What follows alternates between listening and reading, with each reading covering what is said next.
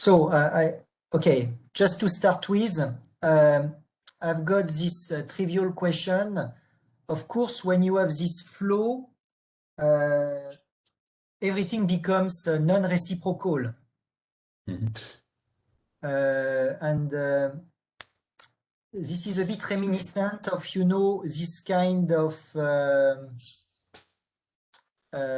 this kind of physics you have also in space-time metamaterial when the motion actually, the vibration can be accounted for as a motion of a rigid body.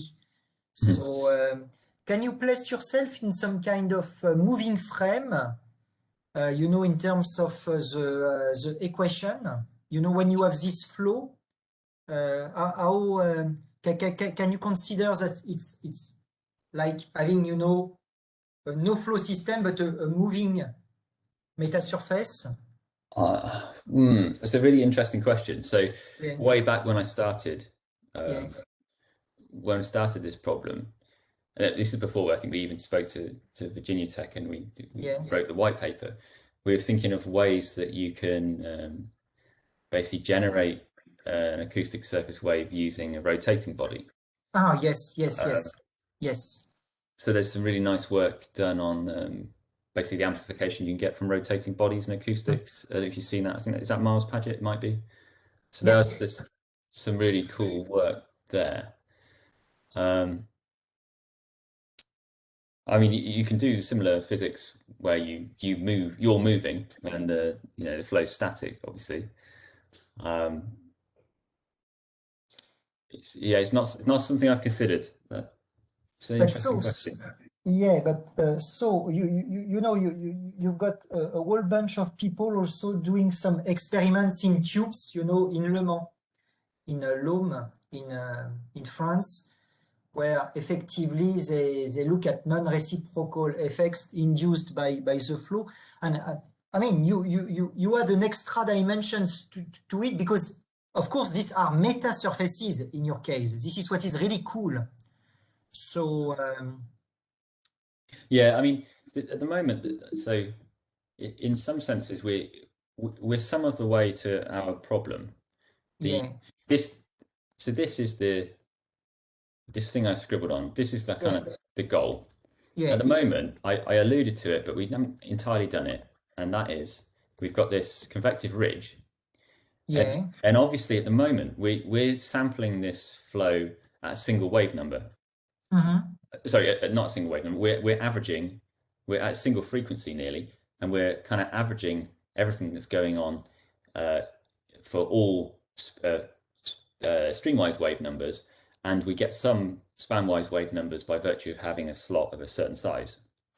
So there are some games that we're to be had here. So firstly, if we want to really match wave numbers, you need to do that in a very compressed space. So the coherence length in the flow is only of like the order of a few millimeters.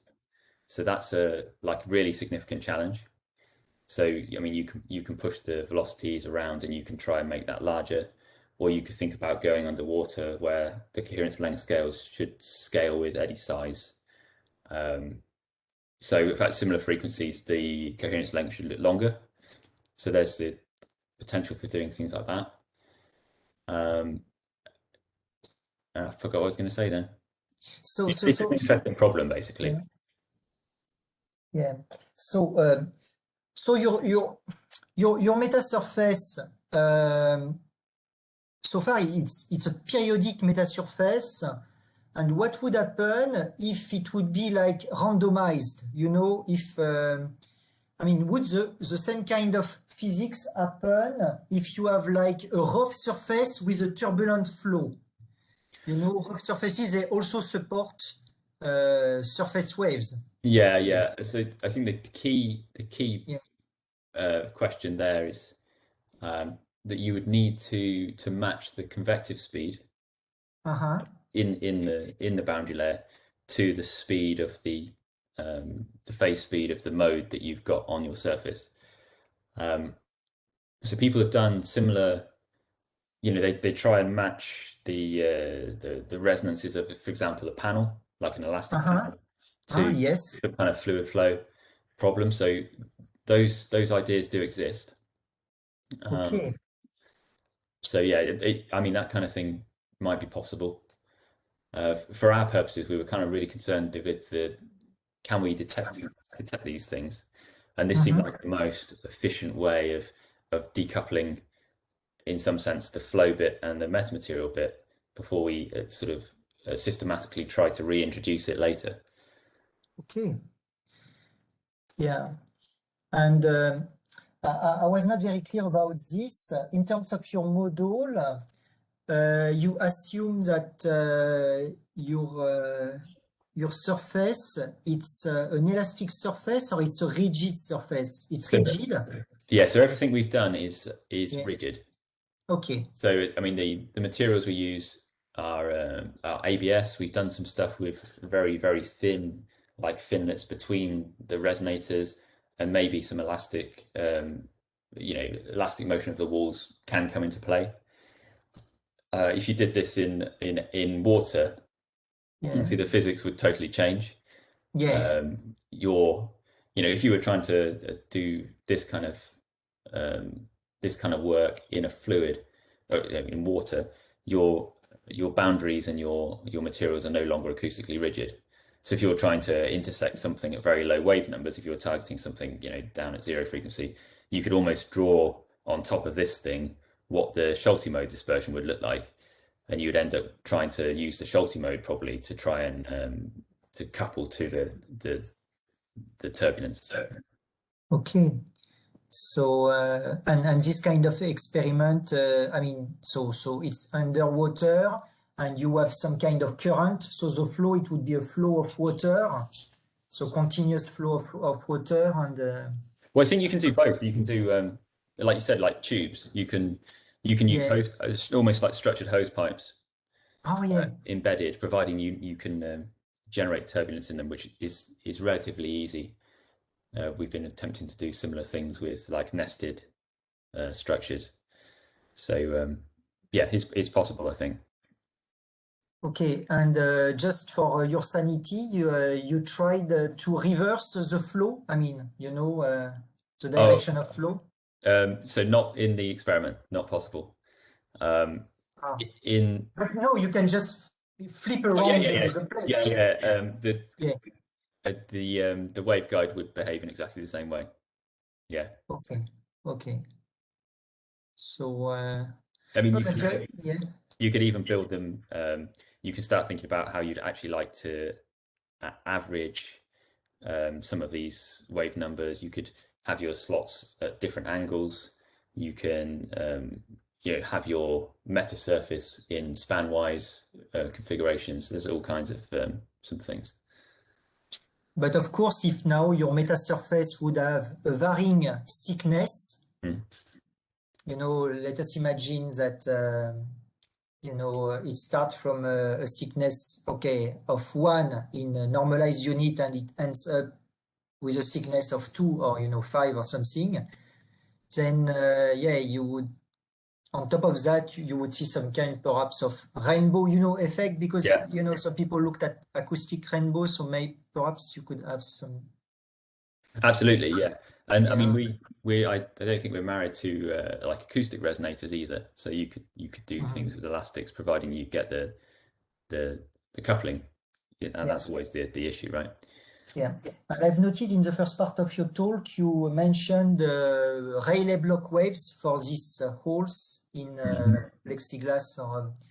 So there was this paper by Daniel Colquitt and Richard Craster. They were looking, at application of high frequency homogenization with this kind of gratings. Yeah. And they it's quite similar. So it's very So nice. So yeah. my memory of that work is that you've got Rayleigh block waves that are they're highly localized, where they decay in the radial directions in and out. I think we might be talking to cross purposes. So one looks more like a whispering gallery mode than a this one is different in that the wave is confined to the plate in Z, if you like. Mhm. So yeah, the physics is really similar. Okay, They're I like think, facing cylinders, aren't they? I think those ones, the yeah, yeah. resonators. So what is interesting here is that effectively it's not invariant in the orthogonal direction. It has really a finite thickness. Yeah.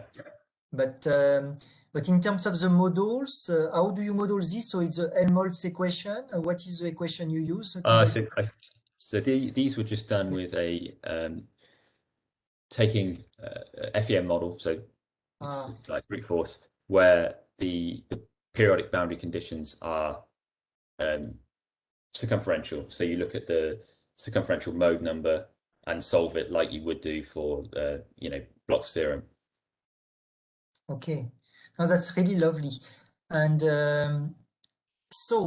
I've seen that at the very beginning of the talk, you mentioned a paper with Alastair and Roy. So I think Yeah. it's in 2005. Actually, I was not aware of this paper. So could you just Yeah. tell us a little bit more? So it was an experiment which Yeah.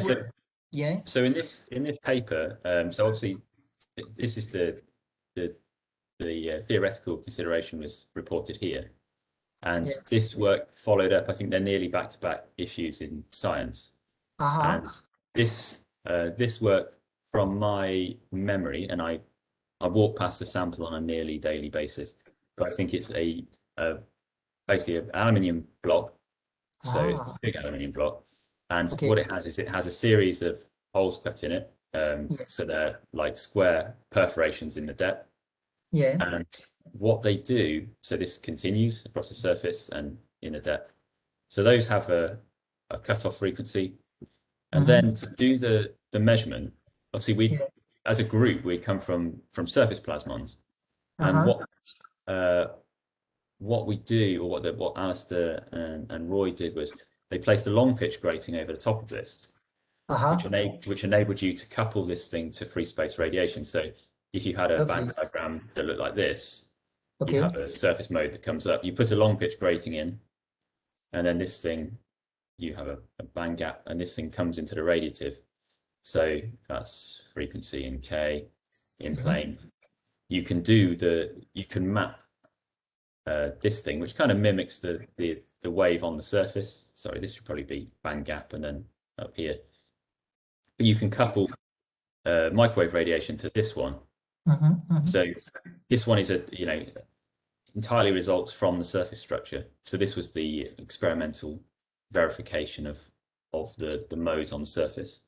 But obviously it works for the case which corresponds to kind of the Neumann boundary condition, because okay, in the microwave your metal, it doesn't behave like Drude. In microwave, of course, it's pretty much like acoustics with a rigid body. Yeah. You have Neumann, but Yeah, this is only valid for one light polarization, because for the other, so yeah, so they must have chosen the. yeah. TM radiation. Yeah. Ah, okay. So I always that's forget about the polarization. Been doing okay. acoustic for too long. No, that's great. It's lovely. I mean, I'm very sorry. I missed this. I will read it with great interest. Okay, so that's really cool. And I know it's a bit tangential, but so since you have a strong background also in photonics, since you looked at morpho butterflies and so on, so you know a lot about stop bands. I guess that one thing that is of interest for you are doubly periodic metasurfaces. So, and going on from here, perhaps could you add some kind of topological twist to your metasurface, when you have the flow and so on? I mean, have you thought about these kinds of things? You would have some kind of edge wave, edge acoustic wave, and you add the flow and those kind of crazy things. I mean, it was in the back of your mind. I mean, it was. No, we haven't got that far with it. Um, so um, the idea of having like surfaces that have dispersions that are immune to scattering and stuff is obviously really attractive. Yeah. So one-way sound and biasing things in that way would be good. You don't want to you might not want to reintroduce your sound. You want it to stay on the guide and move around holes and things. But we haven't. I think the bigger problem that we need to get to is how the flow will interact later downstream and what we can do there. There are obviously some interesting works where the idea of or what they call the interface states in phononic crystals have been used to try and impact the onset of turbulence. So it's like another regime. You can control onset and so on. Transition points. That's really interesting. So these ideas, they're around and they are making their way towards the flow area, I think.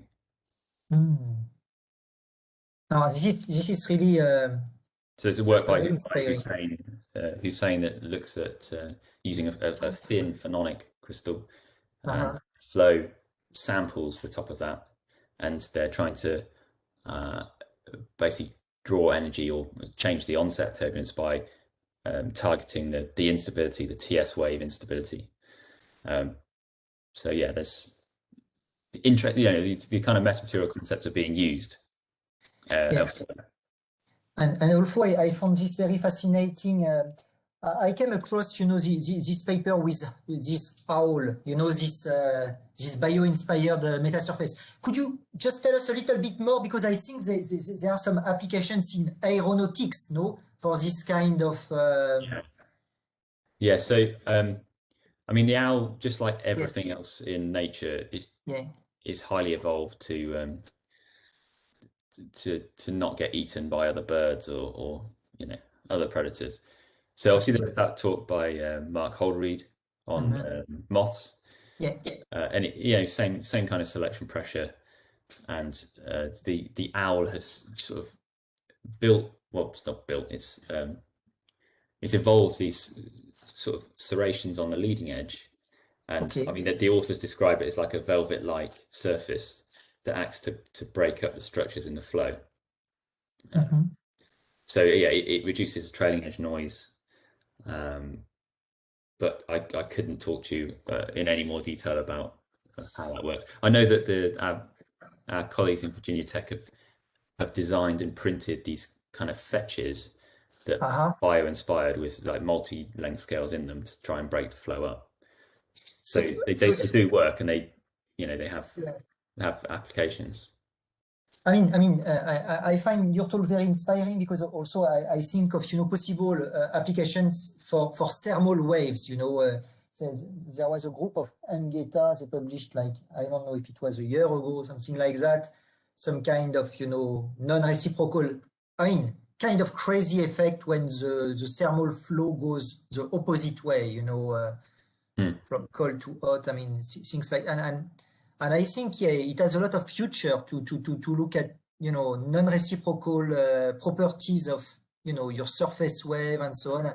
And of course, you're not too far from thermal radiation as well, because now if your metasurface is elastic, you have you have additional effects. So perhaps certain regimes of the flow, the thermal boundary layer obviously kicks in as well. And it's very interesting because, as far as I know, Mike Holderried did not look into the flow, for his moth. Perhaps also the flow brings an additional ingredient, sexy ingredient to the research. It's very, very, it's fascinating. So, because again, I think of this possibility to work now in a moving frame, because the flow is kind of, forcing your body to move, really. Instead of looking at a static body with a flow, you can see it the way around, you can reformulate your problem, and then perhaps, I don't know, some kind of Lorentzian frame. Okay, so please, people, anyone has some, it's a fantastic talk. So anyone has some questions regarding, possible connections also with electromagnetics, or so for instance, regarding also the type of inclusions in noise and vibration control, why why this kind of split rings, or you know, this kind of Swiss rolls?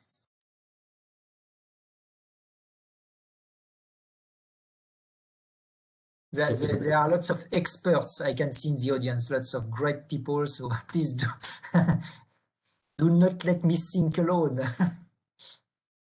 Okay, I'm going to ask another really trivial question. So what are, in your opinion, the most interesting, I mean, you've shown some of the interesting, you know, unit cells, but what are the most, let's say, promising unit cells for this kind of metasurfaces?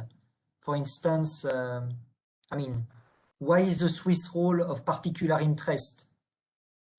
Oh, for these, I mean, this paper I just included this for our purposes. I mean, Yeah. anything that will transmit this evanescent pressure term through basically look transparent will be interesting. Another thing that would be interesting is to have structured resonant inclusions that are membrane-like in their behavior, but don't involve any kind of membrane. So it'd be nice to have rigid structures that have membrane response. And I mean, this is something we've been thinking about because obviously there's such a beautiful literature on membranes, but doing wide area implementations of them and getting uniform tension things is very difficult. If you're using pre-tension membranes, then it's not so bad. You know, just stick them down. So this I think lots of the stuff we look at in Exeter requires larger area. We're not taking a single unit cell and characterizing it in an impedance tube. We're doing larger area characterization, which has some inherent issues. And I mean, this is a big topic anyway in metamaterials, isn't it? The idea of scaling up metamaterials, making metamaterials commercially viable and things. So yeah, that one kind of is less fundamental in science and more in engineering. But so actually, you know, speaking just, you know, touching upon just a little bit so this UK metamaterial network of Alastair.